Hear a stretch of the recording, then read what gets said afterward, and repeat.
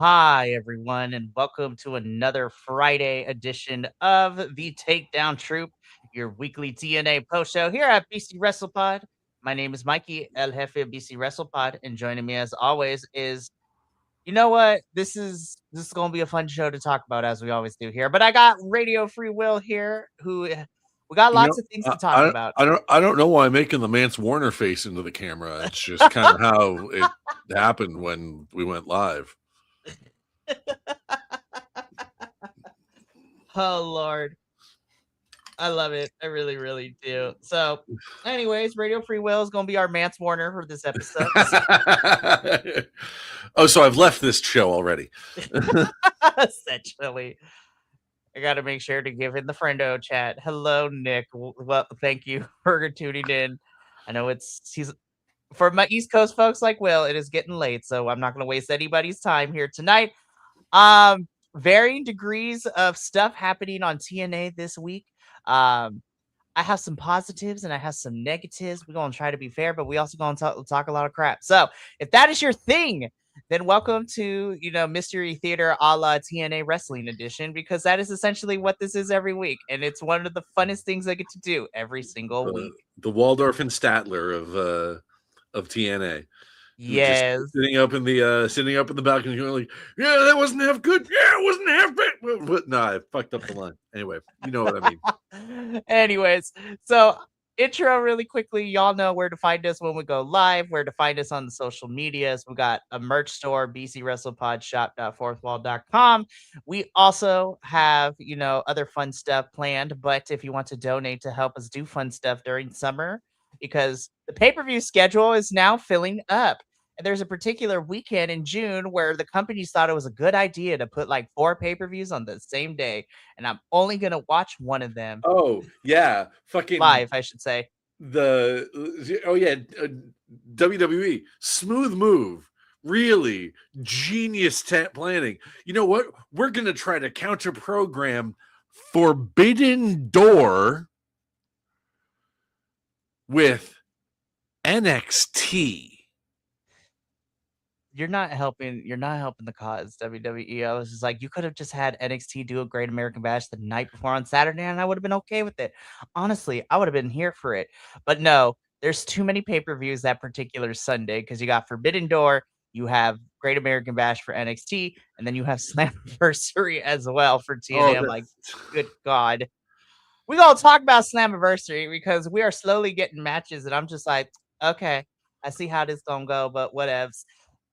Without further ado, let's just get into this episode because we got lots of things to talk about. Not really, but we gonna talk about some stuff. So the first thing that we're going to discuss is what kicked off the show proper after our recap video and the intro, where we get our first match of the evening: Edward Edwards versus BDE. This match went about the way that I pretty much knew it was going to go. Poor BDE, man. He can never catch a break. But honestly, Edward Edwards, dang well, if the system wasn't out there, we probably, I don't even want to say we would have had a different result. But BDE, the numbers was just too much. The interferences, everything was just let Eddie Edwards win because of the system interference and running amok and some shenanigans. So if I wasn't watching these episodes at work, I would start a drinking game. Every time an episode of TNA opens with the system, take a shot. Be hammered. Well, I mean, once again, you're only watching one episode at a time. So, but at the very least, it'll make, the rest of the show at least a little bit, smoother because you'll have started drinking. That's how I feel like TNA has been booking. This is like they're half. Every episode starts with system. Every episode with system promo or a system match or just it's. It's like they start the show and then they disappear for the rest of it. Yep. I'm like, this episode in particular had some egregious. Well, I mean, TNA has egregious sins week to week, depending on the severity of it all. But this episode felt so weird in terms of like when things were placed, where things were placed. And I was just like, yep, we're running to the end of the pre-tapes from Sacramento because we're doing live tapings this weekend. So, anyways, poor BDE, man. I want you to get a win, but when it's the system, you probably aren't going to win. And he did not win indeed, because Edwards picks up his victory. The system, I thought they were going to immediately beat down. They kind of beat him down, and then they surround him, and then they beat him down. I was just like, I feel like the flow of that was a little weird, but whatever. Yeah. But then we get Cesaro at home, Fabian Eichner. That is, I cannot take credit for that. I got to give that to Will here, because he's the one that said it last week. And we're going to call it, listen, I actually like Fabian Eichner. I think he's really cool. It's just the comparisons and the look and the presentation. I'm like, this is Cesaro at home. This is the Shasta version of Cesaro. Claudio Castagnoli a la Timu. Yes. So Fabian Eichner comes out shirtless and in jeans. I was like, my dude, jeans are like... And Tim's. Yes, okay? He's also rocking the Tim's. I was like, the Tim's I totally understand. I was like, we're going to stomp some fools out. But to me, if I'm wrestling in jeans, unless it is Orange Cassidy, I'm like, I feel like they would be the most restrictive thing to wrestle in. And even Orange doesn't even wrestle in like real jeans. It's like those like jogger jeans. Yeah. So Fabian Eichner does take out some of the system, but again, the numbers are too much. And then he gets beat up. And then Leon Slater, with a really nasty looking kick to Cedric Alexander when he was running up there, I was like, oh, Cedric almost ate the barricade on that landing too. I was like, don't hit the barricade. Oh, you almost did. Oh, no. And then, of course, the baby faces proceed to take out the system. So we're probably going to get a multi-person match with BDE and Fabian and Leon Slater versus the system. I'm like, okay, sure, why not? Oh, yeah, okay, TNA, answer me this. Why have a bad guy, a heel stable like the system, if you're not also going to establish at least a loose confederation of baby faces that is going to be similarly reliable rather than this sort of revolving door of whoever's new this week? It's a ragtag of people, and I'm just like, let's be real. This is a placeholder until Moose ends up coming back from whatever he's doing. Mm-hmm. Because this is the other thing. TNA, like, continuity does not exist with y'all, because like last we saw Moose, he was attacked backstage, and we're like, they did at first they're like, oh my gosh, who attacked Moose? And then like casually they just oh yeah, the system attacked Moose like a couple weeks ago. I'm like, thanks for the intrigue, you guys, but whatever. Who could it have been? I mean, really, such a mystery. We all knew this mystery was already solved. We already knew it was the system, but damn, like no follow-up, no nothing. It was just like casually dropped it. I'm like, okay, that's fine. And yeah, so yeah. So Edwards beats BDE, baby faces, standing tall at the end of this. We're probably gonna get us 3-on-3 trios match. So I'm like, okay, sure, fine, cool, whatever. Moving on. These promos going, I was mad because I was just like, you know what? I am going to suspend my disbelief. I am going to be sports entertained. These promos are building up to our main event tonight, which is, the Wicked Garden match between the Hardys and the Righteous. And these are promos that built it up. So I was like, all right, boys, we'll see how it turns out into the main event. Spoiler alert, mixed results. And we'll get into that when we get there. I Googled it today while I was watching this. The Righteous have only been here for 6 months. Yep. It feels like it's been so much longer. Yes. And that should tell you how long this feud with the Hardys has been going on. Exactly. And it's like, it feels like it's been so much longer because they've just been against the Hardys. And it's like, there's like other people have been able to sort of like switch around and like have other opponents and have other feuds and stuff like that. But no, these guys, it's just the Righteous and the Hardys.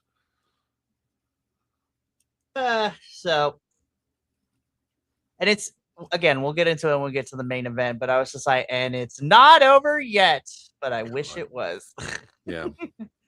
Anyways, we'll come back to you boys when we get to the main event, because right now AJ Francis drops his newest single, or at least I actually really like this. I like this segment too. This was pretty good. AJ Francis, he comes out, he's promoting his new single. He unveils the artwork in which he, stole some things from Elijah's from not Elijah, from yeah, Elijah, sorry. Well, and let's be fair, he did not steal them. He legally procured them. He did behind Elijah's back, but it's so he procured some of Elijah's wardrobe for the photo shoot of his single cover, begins to, perform said single, and then Elijah comes out and it's like, what are we doing, bro?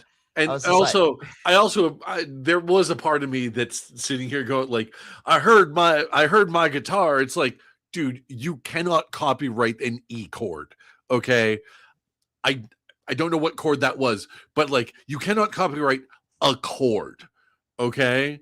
We have seen how many people have tried and failed miserably and entertainingly, I might add, for some folks. It's like, I'm going to copyright a G sharp. Like, no. Eat shit. So Elijah comes out. He's like, bro, what the heck? Why are we doing this? And then we learned that AJ Francis has procured a lot of things through some paperwork. And so essentially, and I quote AJ Francis on this, I own yo ass, end quote.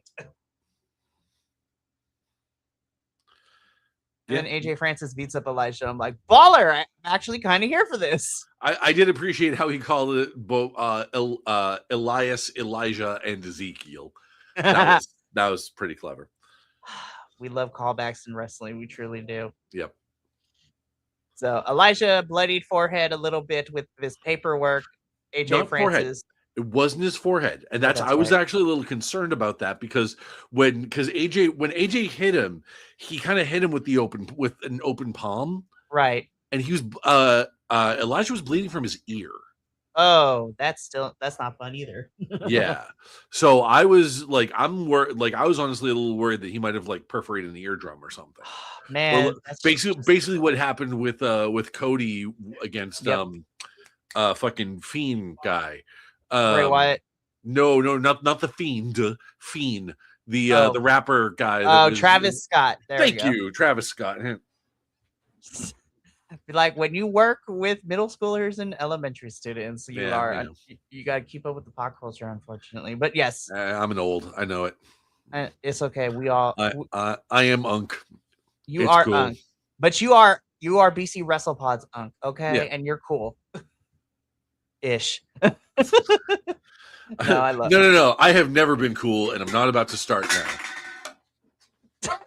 You spill things on the floor. Love that. Oh no, it was empty. It's not spilled. We're good. True. Like no liquids have touched any of this electrical equipment. I have never been cool, and I'm not starting now. Never change. Never change. Anyways, so I'm actually kind of here for this feud with AJ and Elijah. Yeah. If I was like, this is an interesting way.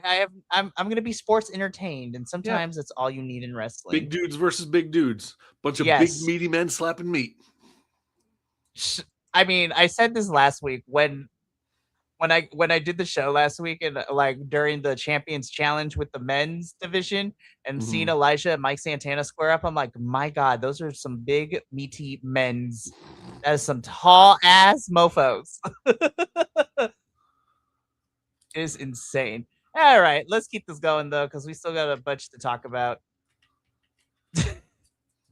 This happened. Darius is like, Indy, I just want you to know that I had nothing with you, signing your contract with this faux training session that we were getting before their match. I was just like, this was a thing that happened. It felt very weird to place this here, but whatever. Yeah, this was like, oh, lore drop. All right. Sure. Thank you. Goodbye. Moving on. Like, honestly, it was like, what, maybe 45 seconds at least, minute, maybe? It was crazy. I was just like, okay, this was a weird place to put it, but whatever. We had to put it in here somewhere. So I am torn. Uh-huh. Because I feel like I know what this is building towards. I feel like this is building towards a potential romance angle between Indy Hartwell and Santino Marella Oh my God, for the please. express purpose of grossing out Ariana Grayson Stacks. See, Like I'm also torn it's got because to I'm be like, that. It's got to be the kind of thing of like, oh, that's gross. How dare you? And it's like, oh, you don't like it. You don't like it when people make out in front of you. let's do it even more. Interesting. It's and like I know, I don't know what Santino's marital status is, and obviously it's just a kayfabe thing, but like and I don't know. I'm torn about that. I like I'm also torn it because I'm would like, it ew, would be nobody wants to see that. But it would be am I here to be entertained? Yes. it would be funny, and the reason I'm not okay with it is because it's number one, inappropriate workplace behavior. Number two, it's kind of giving shades of Vince McMahon in the Attitude Era, uh, and where's HR? and to borrow a line from one of my favorite video essayists on YouTube, what can I say but yikes? Yes, you get one of these for that reference. Oh my goodness. But yeah, I was like, HR, we need you to do your job. Yeah, Please, no. But I agree with you. I'm torn. But I was like, I think it would be funny, but it's yeah, also giving shades of things that we did not like any mhm. time before this. Like, Yeah, exactly. anyways. Also, Daria, I don't know if it's your on purpose or what, but every week those shoulder pads are getting sharper and sharper. Like, I was like, It's built. we're almost It's at the level of a Power Rangers villain at this point. it's building to a foreign object. Like that's you know what it's going to be. It's her she's gonna when she gets back in the ring, she's gonna start using the coffin drop as her finishing move, but with those shoulder pads, it's got the extra power. Ultimate power. Honestly, if she turns into like an anime villain, I'm here for it. Not gonna lie. You know what? If Daria right here leans into being like, oh my gosh, why am I? Why am I? you want her to be the wrestling Rita Repulsa? Yes. Just throw the voice just because I'm like, girl, we're almost there. Then I would be in more than I already am. Oh man, but this was the prelude because after this we hear from Elena and I'm like, girl, I forgot we were on TV last week. I'm not gonna lie. I was like, she talks about how she's the best knockout and she's better than all these girls. I'm like, damn girl, I wish you get more TV time, but no, I don't agree with you there Yeah. because they don't utilize you a lot and it makes me mad. I was like, I want people to like you because I know what you're capable of, but you don't get enough chances to do so. So whatever. Yeah. Anywho, now we get into this match. Yep. I was not as mad at this match that I thought it was going to be. It was fine. It was whatevs. I was just like, I thought it could have been a lot worse. I'm gonna be real. Yeah, it could have been a lot worse, and like I'm not a fan of 3/4 of the people in this match, and like, and even Santino, it can be sort of diminishing returns. Like he's kind of like he's a bit of a one note joke. It's a good joke, but it's still kind of one note, you know. I will also state for the record, as I was watching this today, I have been going through some sort of mental health stuff this week. And I'm like, it's like the depression, like it's not like the depression is not like why bother levels, but it's more like why does everything taste like mashed potatoes level. So it's like if I'm feeling, I'm like, I have a feeling, I'm not sure if this episode of Impact contributed to the depression or if the depression led to my opinions on this entire episode just being 5.5 out of 10 across the board. Meh. It's you know what? That's very fair. And sometimes I understand where you're coming from, Will. I really do. Because sometimes I'd be like that too. I'm like, I was just like, it's in the moment. It's just like, man. And then afterwards, I'm like, wasn't as bad as I thought, but I still have some issues. Yep. So, but I'm gonna agree with you here because I was like, even if I was like, I'm not. I wasn't in your situation this week, but even then, I already was not feeling this feud to begin with. Yeah. And this match didn't make me change my mind. It could have been Sure. a lot worse. I'm gonna be honest. So that's my silver lining for this. It could have been a whole lot worse, but I was not Mhm. entertained, and also it does nothing for. It was just there. Well, I'm because like, this, they're doing the same match at Slammiversary, right? not that I'm aware of. Okay. Because so far we only have 2 matches for Slammiversary, which we're gonna get into in a little All bit. But Slammiversary is being touted that every championship is gonna be on the line, and so I'm sitting here, I'm like, we got 2 weeks, so here we go. No, sorry, 3 weeks. My bad. Anyway, Santino and Indy win. I feel that we're not done with this, unfortunately. So, Yeah.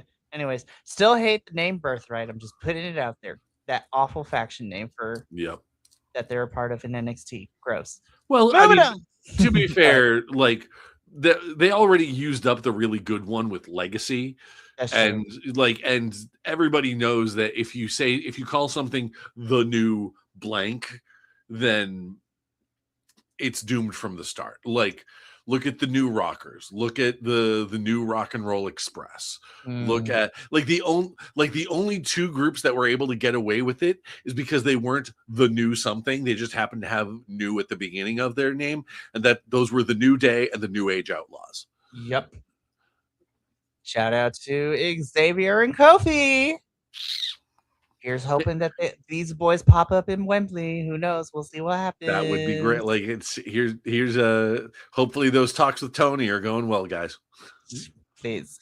Anyways, let's keep this train rolling because I'm like, oh boy, what's next? Okay, I'm not gonna lie. I slept through this. That's fine. It's okay. I will say though, Mario, you kill me with this pose, girl. Right down there in the corner. That is some top-notch screenshotting. We love it. It is fantastic. Nothing really I'm gonna be honest. You didn't miss much, Will. So I'm gonna give you my quick recap. The Elegance girls and concierge George Iceman are trying to figure out why Mr. Elegance wants to fight Lane Lee. And then the lights go out. Here comes the Undead Realm girls. They all run away screaming. Well, at least the Elegance girls and concierge run away screaming. And then you just have Mr. Elegance just walk off the screen, like camera, not screaming or anything, not having a reaction. I'm like, what the flip? I was just like, I know we're selling his stupidity, but dang, bro has some sort of things. And you know what? The Dead Realm girls loved it. You know, you say about Mara's pose here. I just noticed Rosemary right there. Just like, I'm going to eat the back of your skull. And then you have Allie right there holding onto the shoulder. It's just like, baby, we got to talk. I love the Undead Realm girls. I want them to start doing something more with them because, like, we had that really cool saga in the Undead Realm, and then they fought the Diamond Collective, and now they're kind of just appearing and literally doing pranked, but TNA's version of it essentially right now. So anywho, we shall see what is in store for all of this. Hopefully the Elegance Brand girls will start a feud with the Undead Realm girls. That's what I want. I think I wonder if they're like with this, I think the feud has started, you know. That's fair. I'm also wondering, like, if there's anything going on with Ash, because I haven't heard anything about her, being out or whatever. So, so maybe I don't know if they're waiting for her to be okay and cleared again to start doing stuff like trios, but who knows? We'll see. Yep. Anyways, after this little backstage segment, we get into. I slept through this too. This okay, I'm not gonna lie. I dozed off in the middle of that promo with the Elegance Brand, and I woke up to Zaya Brookside talking shit. Oh, okay. So I'm gonna be honest. You slept through probably the worst parts of the episode. Okay, cool. So I'm gonna be honest. Now I was like, okay, Eric, you've been entertaining me and Will here, like with the Steve Macklin stuff. Like that was Yep. hilarious. Also, that clip did really well, and other people thought it was funny as well. Which But clip? Which one? the one where we were talking about 2 weeks ago with Macklin and Eric Young in the background, where he was just like strong jawing it, and it's just like I don't. The best part of the whole clip, people are like, "Yes," it's just like when we were talking about, do we think this feud is going to be good? We don't know. Are we going to be sports entertained? Yes. Oh my goodness! So I say and bring that all up because I was like, okay, more crazy Eric Young. You know what? I'm kind of vibing with it. Like we haven't gone back to what he originally was doing. This is cool. And then in 2 minutes, they immediately destroyed any goodwill and faith had in it because he's like, guys, this TNA locker room, we need to clean it out. The cleanse is coming. I'm like, God damn it. Why stop using that word? You cannot use the cleanse. That is not, in the words of Mean Girls, that's what that rope was about. We should all step Caesar. Like, what are we doing? We just took like 18,000 steps back. I was rocking with you, Eric. And then we're back to this, you're back on your bullshit. And I was like, no, why? Which then prompts Mike Santana to come out. And you know what, Mike? Dude, I feel for you. I think you just having a good time and you just chilling. We don't know if you're going to resign after your contract expires in July, but like, he just be here, be chilling, fighting people. And I'm like, you know what, Mike? I feel you for this one. Because then Mike comes out and he talks about, it's like, what the heck are you talking about? You're saying that the locker room, the fans, everything is just wrong. You're wrong. And then Eric Young low blows him and stands for the title. We're going to get the championship match sometime within the next couple of weeks, if not at Slammiversary. And I'm just like, all right, Eric. Like, I was rocking with you until this promo. And I'm like, damn it. So I did go back and watch the clip of this on YouTube. And did Ricky Sosa just move on? Because he calls out saying like Ricky Sosa, flash in the pan. EC3 wanted his crown and is gone. It's like, wait, so did did TNA lose more talent again? I don't know about EC3. I don't know if that was just like a one-time thing or if they're trying to find some stuff. Ricky Sosa is a different problem entirely because it is the same thing that plagued Leon Slater and Danny Luna at the beginning of this year, visa issues. And I'm like, gosh, darn it, TNA. We talked about this, but then again, you learned nothing. You have learned nothing, but I will give them a little bit of, I don't want to say leeway. I'm going to give them a little bit of grace because given the state of the country as it is now, and you know what, it's a lot harder to get, international, especially work visas and visas in general for people around the world to come into this country. And to my friends that want to come here, I am so sorry. To my friends that want to come here, don't. Yeah, no, we give it a couple of years. Give it a couple of years because, unless you have no other choice, but then I'll be like, okay, it's still bad, but at least some of us will support you because we love you. Unless you have a particular, mission that we will not condone in Washington, D.C. or something like that. I mean, we're not that we would condone such a thing ever, but like, wink, wink, nudge, nudge. Did you ever see that? Did you ever see that Whitest Kids You Know sketch? You know the one I'm talking about. Yep. It's totally illegal to say. So it's like, yeah, exactly. So I was just like, Eric, I was rocking with you. And then all that nonsense came back up. And so Eric Young and Mike Santana is where we're heading. And I was like, the match should be fun because at least I know both of them could go in the ring. But I'm like, all right, well. Yeah. It's ease what it is, as the kids say. So much for entertaining Eric Young. Now we're back to just sort of back on my BS, Eric Young. Bland, crazy, vaguely racist Eric Young. I was like, dang it, Eric. Dang it. This is why we can have nothing nice in TNA specifically. Darn you. Now, if you come back being crazy with the tinfoil hat, then I'll be back with you. I'm not gonna lie. Absolutely. I feel so bad because I was like, it's not that hard. Just don't talk about the cleanse and go back to being crazy with like you did with Macklin, and then I'm back on board. Like hell, with Macklin, with EC3, like the thing with EC3, like that was genuinely entertaining because you both of you guys just went batshit nuts at each other in like the best way possible too. Like, anyways. So again, Mike Santana and Eric Young is the collision course we're setting on. Because for those of you who forgot, Eric Young won a battle royale to fight Mike Santana for the title, and we kind of forgot about it for a couple of weeks until now. So whether that's at Slammiversary or if we're going to get it sometime soon, who knows? We'll keep you posted as these episodes get closer to Slammiversary. But we move on from Eric Young and Mike Santana to backstage segment. Tasha, girl, I need you to run. Like, this is getting crazy. And I was like, damn it, man. We're back to Tasha being the scapegoat again for like the 18th time since this faction's inception. I was like, damn, man, why we gotta blame Tasha for everything? This is ridiculous. But by the way, this promo was Ollie firing back and, you know, talking down to Casey Navarro, who Casey pinned in the men's champion challenge. And Casey Navarro earned a TNA International Championship shot. And yeah, Ali talks down to Casey, and then he tells, you know, without mentioning her name, it's just like, we're only in this predicament because somebody didn't stick with the plan. And everyone left, and Tasha's just like, I'm over this shit. She's like, I'm over it. I'm like, girl, run.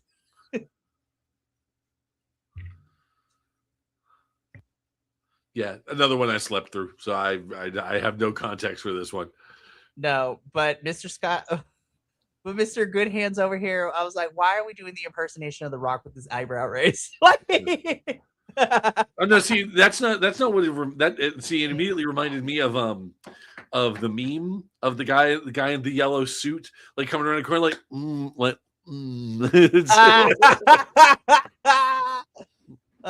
we have fun on this show. But we are getting Mustafa Ali and Casey Navarro for the TNA International Championship. And I'm like, you know what? I'm actually here for this. It should be a pretty good match. You know, Special Agent Zero is pretty lucky. He only has to do half the job of a wrestler. He just has to show and do like the wrestling thing. Doesn't have to cut promos. No, I don't think that's that's got to be a pretty sweet gig in a wrestling career. Like everybody else, like you got to be on your game, like as far as athleticism and charisma and like getting over the audience. No, Special Agent Zero is like just like.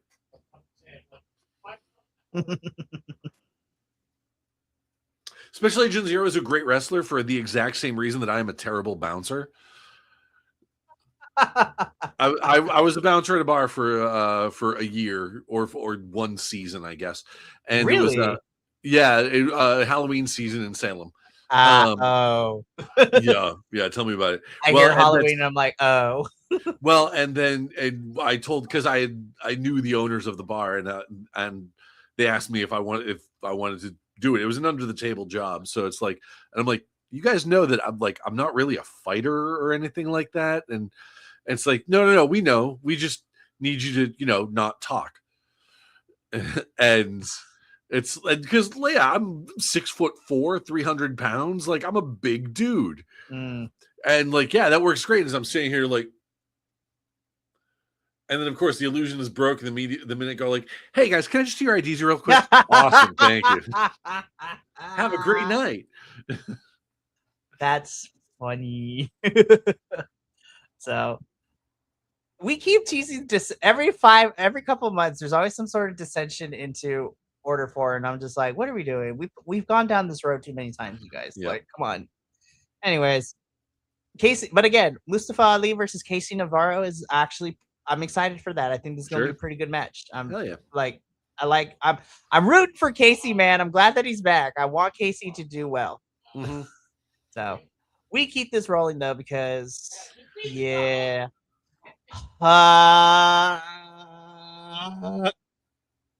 is my notes for this. Like I said, I woke up to Zaya Brookside talking shit. So it's God.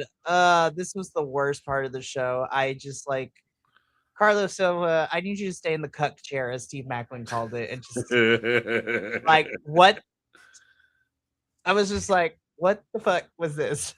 I was just like, what are we doing? I don't understand. And yeah, this, you know what? This match gets this noise for me. This is our weekly thing now. You get the large boo because this was hot garbage. I was just like, you gonna have Mr. Elegance beat your knockouts champion? What the fuck? That is what the fuck worthy. That is exactly.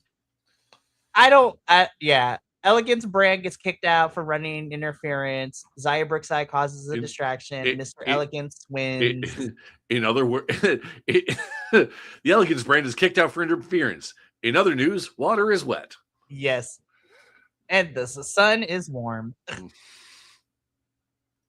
So this was whack. I hated this. Zaya gets into the ring on the microphone, and you woke up to her talking massive amounts of shit.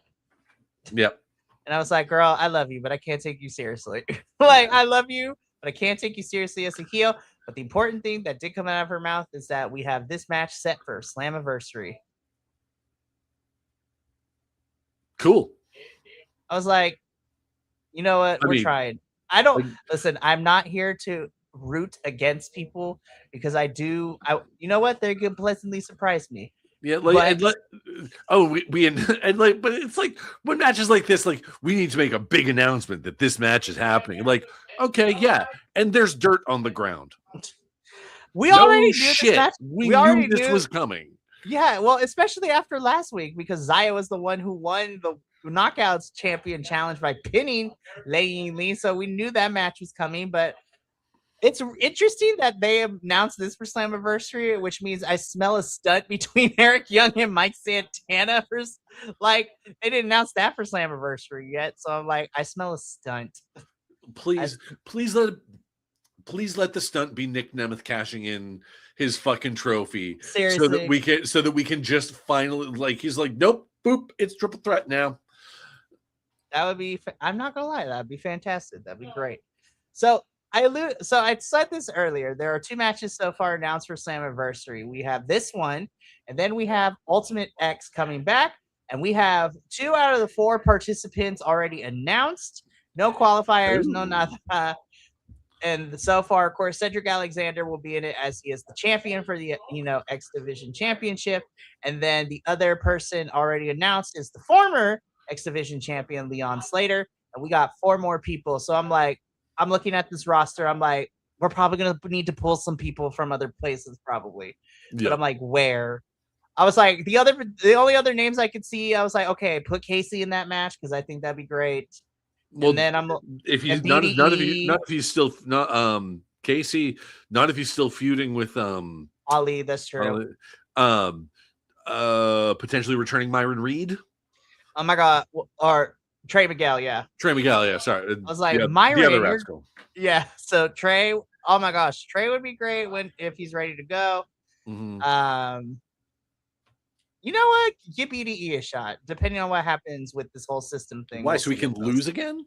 I mean, it's true. We're gonna have 1 winner and 5 losers in this match. So yeah, that's true. Who the hell else? And technically, nobody gets pinned in Ultimate X. So let's see who else. Like, yeah, because it's system adjacent. No. I know who else they're gonna put in there. Who? Ryan. Oh. Yeah. Anyways. And no. Oh God. No. Oh no, please not that. Anything but that. I'm scared to ask you what you thought about, but I'm gonna ask you because it makes good content. What? They put Ryan Nemeth in Ultimate X, and he wins the X Division title. Oh no! Nick Nemeth cashes in his Collier shot, and he wins the world title. Oh no! In the words of a telenovela, ¿por qué? I thought it was bad when they were teasing at the system winning so much gold. No, that's worse. That's worse. See, now you put it out in the universe, and now that it's a possibility, and I'm mad at you. Yeah. I know. I fucked up. I'm gonna say I'm mad at you because I don't hate you. I'm mad at you though. I'll get over it though in the next 5 seconds. All right, main event time. Yeah, time to crack this pig. So, okay, I want to start off with this because I went back and forth with it because I was just like, am I going to be more positive? Am I going to be more negative, or am I going to go down the middle? I'm going to go probably more down the middle, lean towards like this was kind of crap, but for different reasons. So, main event is the Wicked Garden match, which sees the Righteous take on the Broken Hardys, is what we came to learn in the entrance of this match. I want to say that I want to start off with the positives because I think the concept and the visual presentation of the match itself is wicked cool. I've never seen it before. I love that it's barbed wire covered in floral arrangements, and we have like barbed wire, like garden fencing in the corners too, which I was like, listen, this is a really cool concept. Yeah. And even the light fixtures and everything was cool. And that is where the positive stops because I don't think the Hardys were the correct people to fight this match against the Righteous. That is my biggest issue with this match. When I saw like Wicked, they didn't let us know what a Wicked Garden match was, and as I was watching them sort of like put the barbed wire and the floral arrangements around the ropes, I'm like, okay, it's a barbed wire match. I'm here for this. I'm like, I am okay with this. You know me, I'm a sicko. I'm an old ECW fan. I'm an AEW fan. This should be right up my alley, right? This should be the thing that this should be exciting. And I'm sitting here watching it going like, why am I bored? And I think it has to do, I don't think it has to do with the Righteous, because obviously they're AEW alumni, and so they've been in the locker room with the sickos. I don't think it's fully on the shoulders of the Hardys. I think this is the kind of match where you need people that are going to be able to really bring the dynamism. If that's the word I'm looking, I'm not sure that's the right word, but like you need people that can really have those dynamic moments, those really the big spots, the over the top stuff. The like, this is, if they had presented this in AEW and had this match against like, I don't know, Private Party, or against like who else would, or hell, if they had this against the Rascals, like I could see this being a really good, really big, bold, dynamic match. The Hardys are not that anymore. No. They're the OGs of that. Don't get me wrong. But this much farther into their career, in their 50s? Yeah. And the sad part is that the definitely showed in this match, like more so than I felt like. And we always bring it up every time we see the Hardys doing these like extreme matches in TNA over the last year and a half or so, and all that stuff. But to me, this match definitely was. I felt it the most so far, and I was like, oh, this okay. Like, and as I'm sitting here thinking about it, you know what I would kind of compare it to? Maybe not to the same extent, maybe not to the same level of like, this is embarrassing, because the match that I'm about to reference was really embarrassing for both parties involved. WrestleMania 35, I think, Roman Reigns versus The Undertaker. Oh my gosh. And this was still at the peak of like trying to make Roman Reigns babyface. Mm-hmm. And it was I don't think that was 35, but like you know the one I'm talking about, and and Yep. God love them, the announce table is doing their best to really sell. It's like, oh, the big dog's hunting. I can very specifically remember watching that WrestleMania and thinking, this isn't the big dog hunting. This is the hunter finding a 12-point buck on the side of the road on his way home from the hunting trip, throwing it on his car and say, look what I caught. That's what, it's not quite that level because the Hardys, put it this way, the Hardys aren't as old as Taker was in that moment. Right. But we're getting there. We are seeing shades of that. We are seeing shades of the, like I've been saying for months, of like, guys, it's okay. Your legacy is secure. No one is going to be taking this away, or like if they are taking it, like someone is going to take it away at some point, but you guys are going down in history as one of the greatest tag teams ever. Hands down. 100%. Like people are saying the Hardy Boys in the same breath as the Four Horsemen, the Legion of Doom, the Dudley Boys, the Rockers, whoever, the Outsiders, like same breath.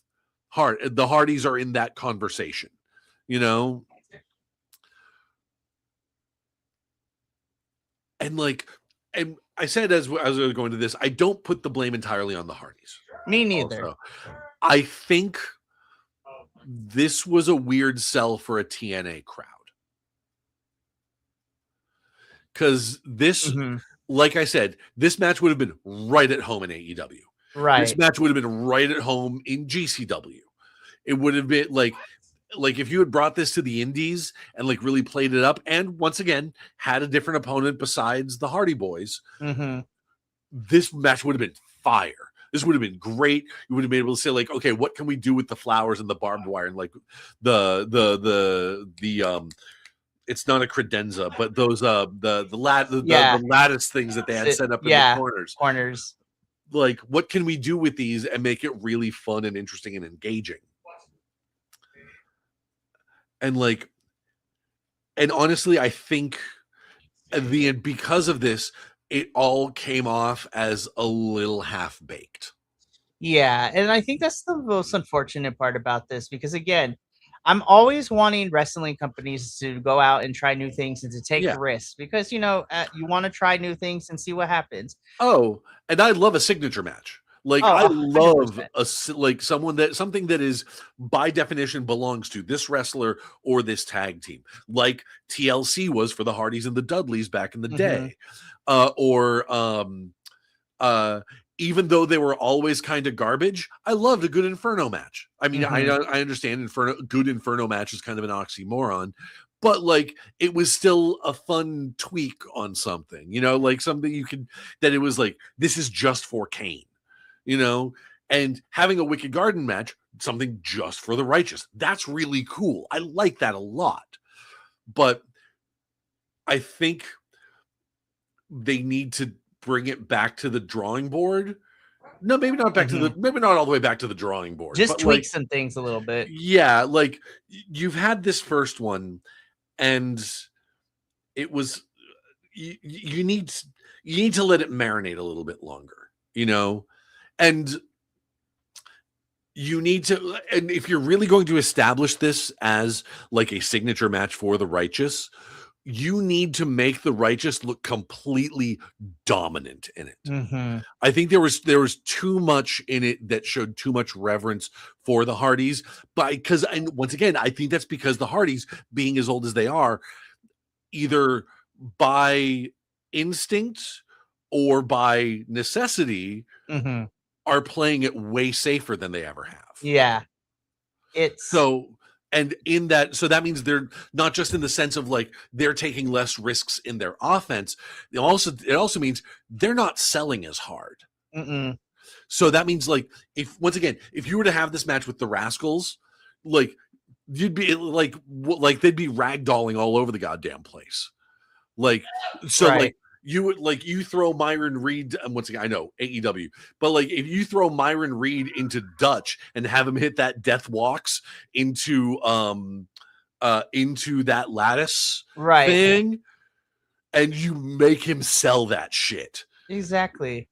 And I'm thinking of like, and obviously I don't want to just put random people, but like looking at this TNA roster that we have right now, I would need a little bit more convincing, but I'm gonna be honest. I feel like someone like a Brian Myers or even a Bear Bronson would be able to take this, especially yeah. Bear, because I was like, Bear, we have seen your work on the independents, especially you becoming a death match type of wrestler in the last year as well. I think I think the system versus the Righteous in a Wicked Garden match could actually work. Okay, you know who I think would actually work better against the Righteous in a Wicked Garden match is the Great Hands. Oh my gosh, you're right. Right, the right have like once this Both thing of with the them. Hardys ends, that's who they should feud with next. Have the Righteous turn babyface against Order 4. Yes, and take them down. Yeah, see, TNA, it's not that hard. Seriously, it's really not. So to kind of finalize, well, our thoughts, and you can tell me if I'm right or wrong on this. We love the concept and the presentation is really cool, but there are some things that need to marinate for a little bit, and finding teams that can actually sell bet I don't want to say right because that's not the right word, but sell a bit better for the Righteous and just over big spots in general. One last nitpick to make. Mm-hmm. The Lily of the Valley spot didn't land. Mm-mm. That I was was like, like, I understand what you're going for here, but no, we don't need that.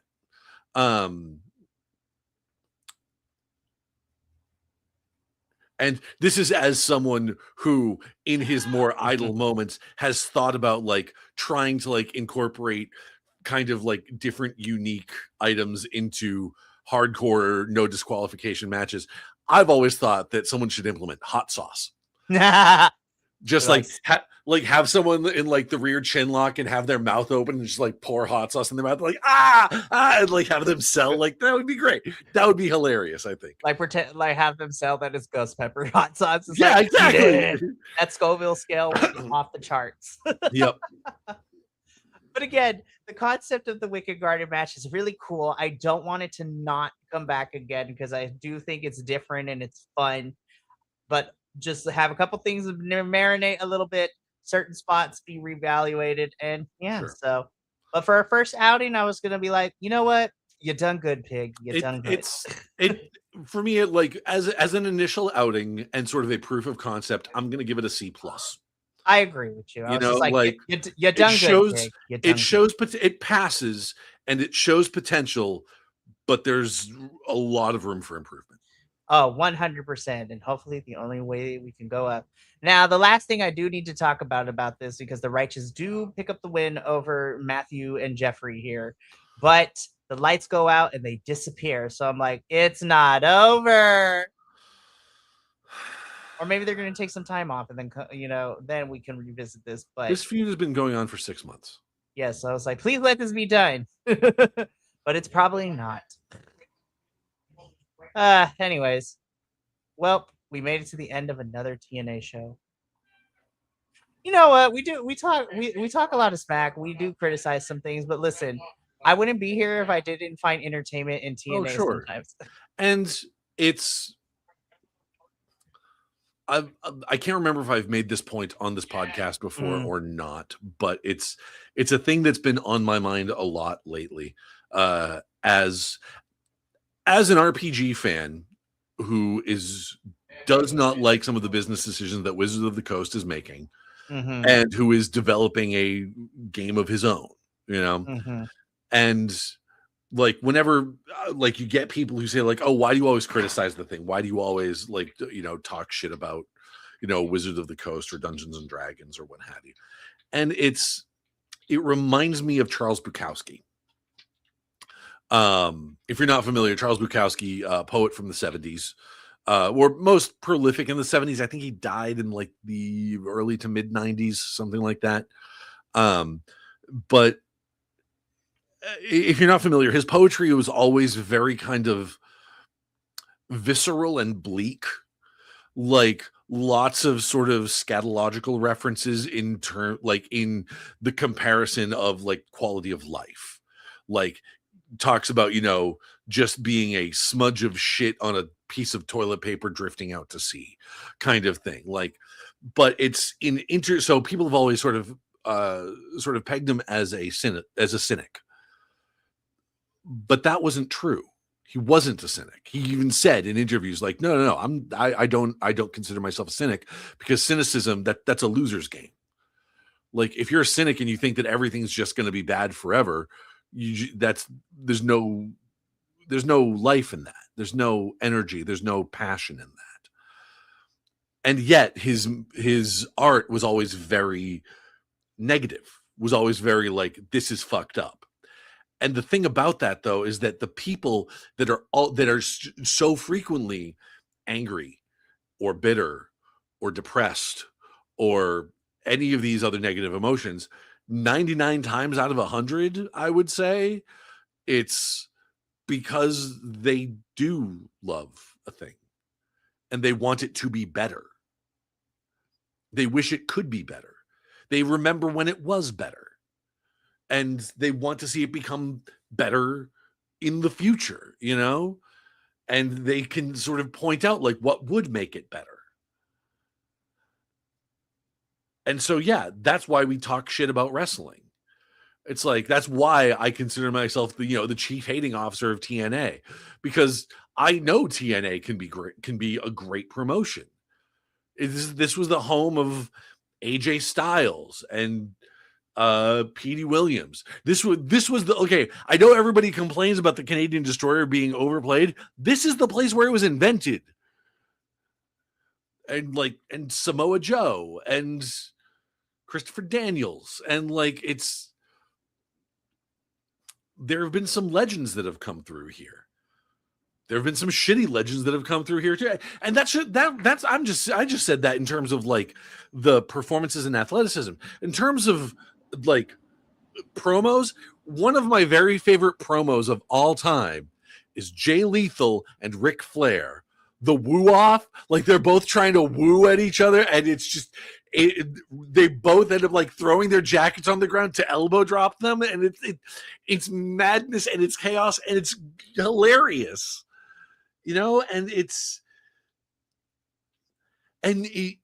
there are elements in TNA that make you wonder, like why can't more of it be like this? Like we've said, like Eric Young going full tinfoil hat. That those moments were great. Or letting him, bat shit off with EC3. Or the Undead Realm feuding with the Elegance brand. That is pitch perfect. Hell, like they even have who I think is in a prime position to be like, if they let the Hometown Man cut promos, you could have a top tier comedy act on your hands. And and I think as we're seeing in other promotions right now, comedy acts are money. It's how we're seeing it with Danhausen and Joe Hendry in WWE.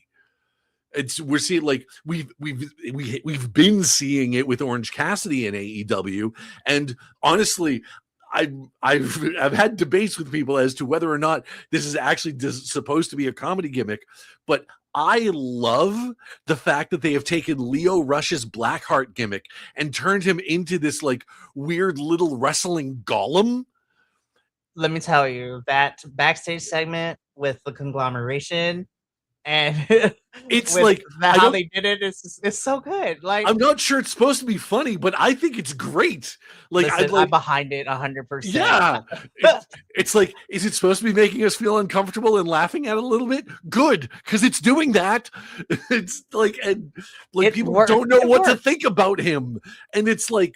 And especially having seen Leo Rush go through a couple of different gimmicks since he's been in AEW, and I'm just like, having seen him do the Blackheart thing on the indies, it's like, dude, just go back to that, please. And that is exactly what he's doing, and it's been great. So, but yeah. So that's, like I said, having someone let the Hometown Man cut promos, so you can have that comedy gimmick. Or and specifically comedy babyface gimmick.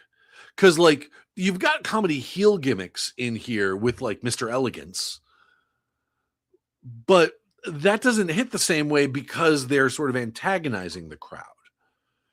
Like you want to be able to get this, like you want to be able to get this character here and just say the funniest stuff and have him like have the hometown man just say like I'm happy to be here in my hometown of, and like pause for a second and just sort of look around, like make sure he's like, or one of the best ones was Mick Foley, when one time he comes out to cut a promo and said the name of the wrong city, and then the next time he cuts a promo, he says, "I'm happy to be here in Cincinnati," and then he like holds up his hand to the camera and it's written on his palm, Cincinnati.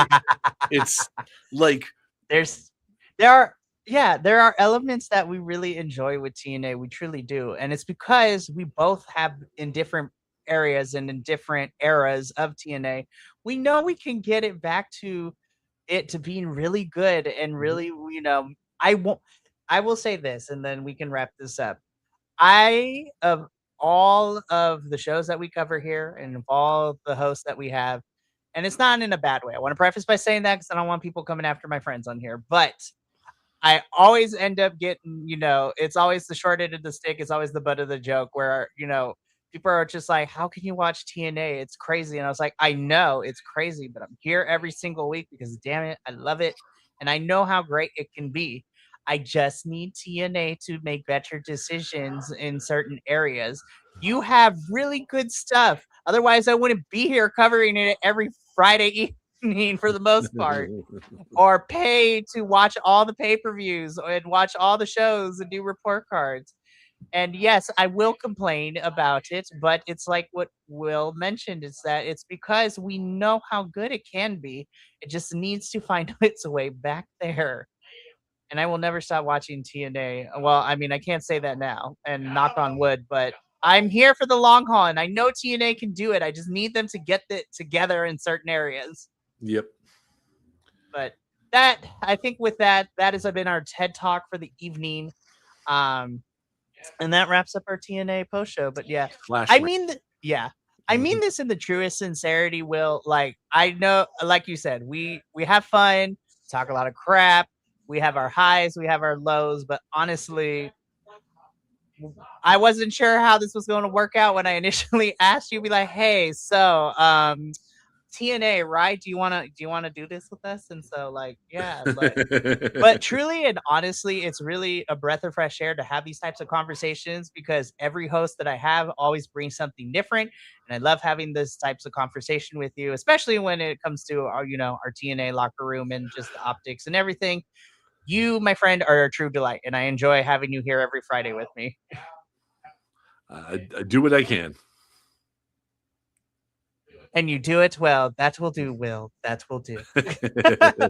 And on that note, before it gets too overly saturated with sappiness, we got to get up on out of here. This is a bit of a short week for BC Wrestle Pod as things are coming to a close in terms of my work life for the academic school year.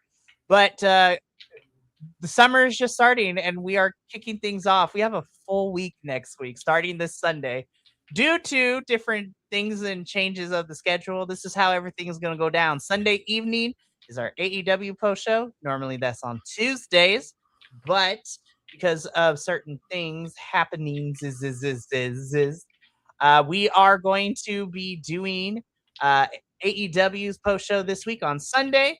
Monday, we get a double feature of New Japan's Best of the Super Juniors finals and Eve Pro Wrestling's 100, in which, of course, our main event is Chris Statlander defending the Eve International Championship against probably one of the craziest strikers I have ever seen in the last couple of years, Miyu Yamashita. So that match is going to be fun to talk about, as well as the rest of the show. Tuesday, we are debuting our AAA post show, as we will be talking about Noches de Grandes, which is going to be a lot of fun to talk about. So then on Wednesday, back to our regular schedule, NXT, CMLL. Thursday is Mystery Wrestling 26, as well as Progress Chapter 195, Wonder Brawl 2. And then we'll be back here Friday with another TNA post show. So summer's coming in hot, y'all, and it's going to be great. But from all of us here at BC Wrestle Pod to you at home, remember, take care of yourself, love one another, stay iconic, and more importantly than anything, you always deserve to finish your story. We'll catch you Sunday to kick off a really fun week with our AEW post show. But until then, sayonara, adios, and until next time, peace.